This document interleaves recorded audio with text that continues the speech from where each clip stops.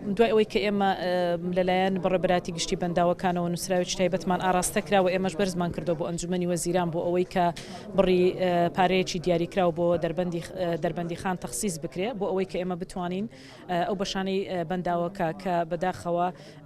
هەم بەهۆی ئەوەی کە چەندین ساڵە قەیرانی داراییە نەتوانراوەکو پێویست گرنگی پێ بدرێ هەم بەهۆی ئەو بوومەلەرزانەی کە لە ناوچەکە ڕوویداوە تا ڕادیەکی زۆر دەکرێت بڵێم بەنداوەکە ئێستا پێویستی بەشەکانی پێویستی بە نۆژەنکردنەوەیە بە خۆشحاڵیەوە لەلایەن ئەنجومەنی وەزیرانەوە 2 ملیار و 282 میلیۆن دینار تەرخان کراوە دیارە ئەم ڕەپارەیە ناکرێ بڵم ڕەپارەیەکە کە بە تەواوەتی خواستی ئێمە بەدی دەهێنێ لە نۆژەنکردنەوەی بەنداوەکە بەڵام لە ئێستادا دەکرێت بڵم بۆ ئەم قۆناغە شتێکی زۆر باشە بە ئەوی ئێمە بتوانین هەموو ئەو کەمە کورتیانەی کە لە بەنداوەکە هەیە و ئەو مەترسیانەی کە لەسەر بەنداوەکە هەیە تا ڕادەیەکی زۆر ینی کێشەکانی کەم بکەینەوە کە